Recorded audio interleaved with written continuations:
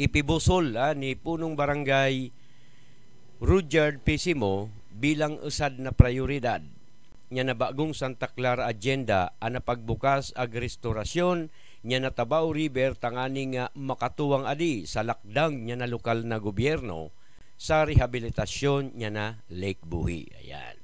Primerong ginibo nira usad na legislative action na ipinasar niya na sangguniang barangay in suporta sa nasabi ng lakdang. Ang legislative action, importante po kaya na agko barangay resolution na nagisuporta na ading sa atin na Old Tabaw River maibalik sa dati niyang gloria. Kaya nga po mga ipatwod.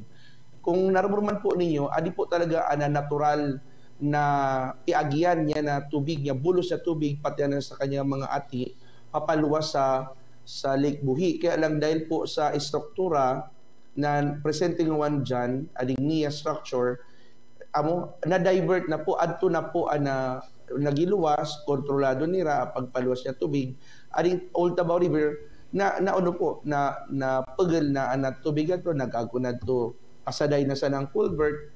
One, kay puanan, ada barangay resolution sa legislative action, kay puanan, ipamati ta, ana strong resolve niya na barangay council, na ading pong Old Tabaw River, ibalik sa dati niyang glory, sa dati niyang kondisyon. So, amo na pinaka-primero po, legislative action. Sigun kay punong barangay Rudyard Pisimo niya na bagong Santa Clara, nag-attendir na pala niya sa duwang tripartite committee, mga committee hearing dyan sa Sangguniang Bayan, kaso nagtalikod na taon na manunungod sa dakong inisyatibong adi. Kinarurumruman ninyo, nagkaagoning public consultation didi, nag-inimbitaran nyo interong mga stakeholder niya na Lake Buhi, kaibana ng mga ahensya niya na NIA, DPWH. And then nagkaago pala na ito ning follow-up, adi nagkaago ning duwang committee hearing na kinsaari inimbitaran si punong barangay Rudyard Pisimo niya ding Sangguniang Bayan sa liderato niya na tulong committee ba atong lead committee na Committee on Lake Development na pinamamayuhan ni Konsehal Cathy Martinez and ang Committee on Infra na pinamamayuhan man ni Konsehal Eddie Misalutsa. So sa nasabi ng committee ba, sigun kay punong barangay Rudyard Pisimo, nag-utob tulos niya na primerong request o kasuguan niya ding nasabi ng committee ba na mag-survey niya ng mga apektadong pamilya kin magpuunaan na nasabi ng proyekto. Pinag-identify ta po nga ng mga pamilya na pwedeng maapektahan niya ito pong paglilinig po niya na Tabaw River. In kaso di kaso, mag-construct dyan ning unuman, na DPWH, bagong tulay o dike, didi sa walaag sa tuo, magpuon po ato sa Tabaw River, 15 metros po, both sides. Pig-unga po kita niya na Sangguniang Bayan. Dahil ang Sangguniang Bayan po, nagkaago po tripartite committee hearing, kaso nakaaging Disyembre, pig-ayatan po kita ning listahan niya to po na mga pamilya ngadto. Importante, tama po na environment kay puanan asikasunta, taring adi pong sa atin na Lake Buhi maging malinig, baka nga ding kamtangan niyang nakaagbay na yan na dissolved oxygen, kaya po talagang natitigbak po ang mga isra, lalo na kapag agkubagyo, nahalukay na ati sa erarum. So, ang mga isra apektado, ang may balik talaga na pristine waters. Pero ano nga man, ano man impact sa society. So ano po, kaya pinag-share naman po ito sa hearing nato na agko mga batas man mananagad dyan, ag mga direktiba alin sa DILG, na kung saari, pitawan ning mandate, ana nga ng mga government officials na local government, na ading dapat ading mga tao nga di na maapektuhan, tawan silang nararapat na gigibon sa kandaman tanganing mapakaray man sa kadang mga buhay. Sigun pa ki punong barangay Rudyard Pisimo na nagbisita na pala mga kabuinan sa barangay hall ang mga personahe niya na Department of Public Works and Highways ag niya na National Irrigation Administration tangani nga magkondusir ning mga technical na pag-aadal ag inspeksyon manunungod sa nasabi ng dakeng inisyatibo nya di nga sa ato na banwaan nabuhi. Akamaturan nga niya di sa barangay hall, pigbisita na po kita niya na mga representatives po niya na DPWH sa kaniya dahil po pikita po nila dyan sa Tabaw River, nag-survey na po sila. Nakamtangan niya na mga raga, niya nararom niya tubig, pati po pag unumang kaso no, na adi pabuluson, adi di na mag-agi talaga ulit na tubig galing sa Lake Buhi, unong maapektuhan hanggang sa ari pwede nagko buffer zone at sa agko parting baba, nagko pala na to lugar na kung sa ari pwede to ma-develop. Tanganing hindi man mag-costing pagbaha no, downstream.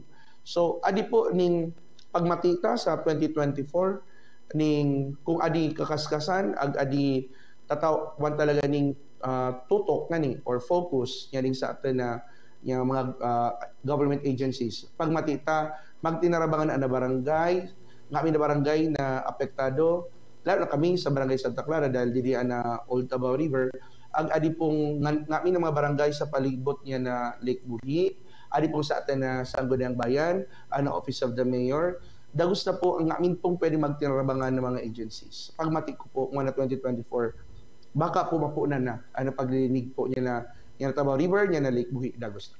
Namamatian man mga kabuinan ni punong barangay Pisimo, na sincero kuno ang lokal na gobyerno, partikularmente ang Sangguniang Bayan, na mautob ading nasabi ng lakdang para sa rehabilitasyon niya na Lake Buhi ag restorasyon niya na Tabaw River. Seryoso po ading administrasyon, lalo na sa pamamayo ni Vice Mayor Balagot, ading sa legislative aspect na makasurat ning tultul na ordinansa munisipyo tanganing ma-address ading situation ading once and for all.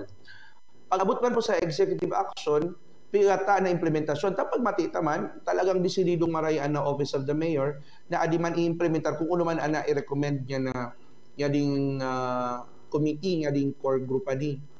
Nguwan, siguro gayad, kaya nalalang kaga mga tao dahil pigat atong talaga aktualmente na pag-construct o pag-construir o paglinig o pag-gibo ng uno pa man na edipisyo dyan. Kasi po, pig-explicar po sa atin niya dito, niya na DPWH, tapos na kayo for 2023. So yung GAA 2024, among sa kandang ililuog ading mananangad sa pag-restore niya na Old Tabaw River. So, let's be patient po mga ipatgod, ulatin ta po, rading 2024, bantayan ta po. Let's all be vigilant.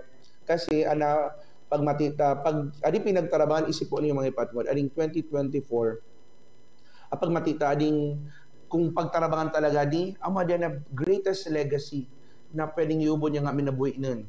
Isip mo tayo nga, malilinggan na ng Lake Buhi, imagine, ading Tabaw River ma-restore, ibig sabihin, dakang posibilidad na maibalik ana tubig sa leeg ni bukang kaskasa mo kundi 40 taon tayong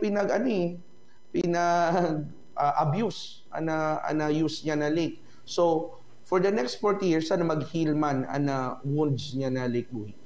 Sana maibalik iya sa dati niya na estado. Ayan congratulations and good luck kay punong barangay Rudyard Pisimo sa Barangay Council sa inyong inisyatibo na pangunahan makisabayan sa lokal na gobyerno para ipakita na sinseridad sa kalinigan ag sustainable development nya na Lake Buhi ag nya Tabaw River.